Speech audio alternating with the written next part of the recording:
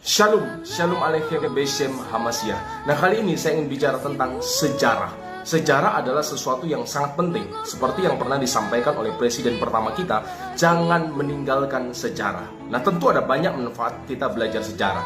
Tetapi salah satu manfaatnya adalah agar kita tidak gampang mengeluarkan pernyataan, membuat statement tentang sebuah peristiwa atau sesuatu yang sudah terjadi di masa lampau yang berpotensi menyesatkan banyak orang.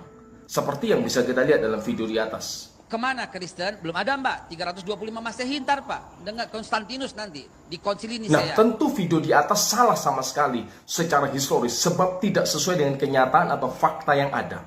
Video di atas menyatakan bahwa kekristenan itu baru ada pada abad keempat, tahun 325 Masehi katanya, melalui konsili Nisea pada zaman Kaisar Konstantin. Faktanya, kekristenan itu sudah ada sejak abad pertama. Kitab suci, secara khusus dalam Kisah Rasul, pasal yang ke-11 ayat 26, dalam 1 Petrus pasal yang ke-4 ayat 16, di sana kata Kristen itu sudah disebut.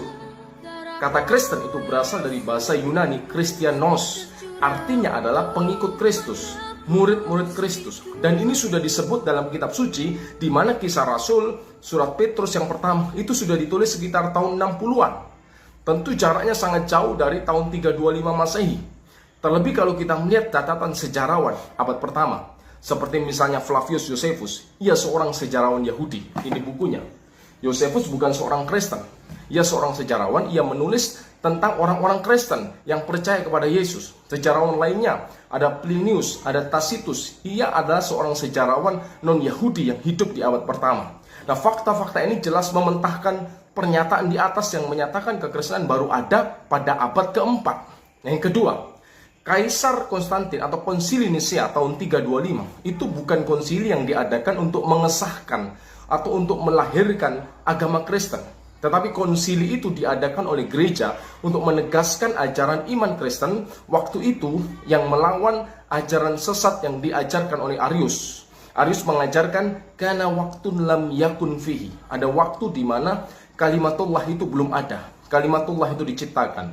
Tentu gereja menolak berdasarkan kitab suci yang mengajarkan bahwa kalimatullah itu kekal. Qadim, ia tidak diciptakan, tetapi ia sudah ada sejak mulanya. Ia kekal, tidak tercipta, bahkan ia pencipta segala sesuatu. Jadi konsili Nisea sama sekali bukan konsili yang diadakan untuk menciptakan, melahirkan agama kekristenan.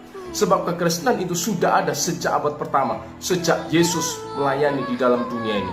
Jadi poinnya yang saya sampaikan, belajarlah sejarah dengan baik, benar dan jujur agar kita tidak disesatkan dan menyesatkan banyak orang. Terima kasih, Tuhan Yesus memberkati.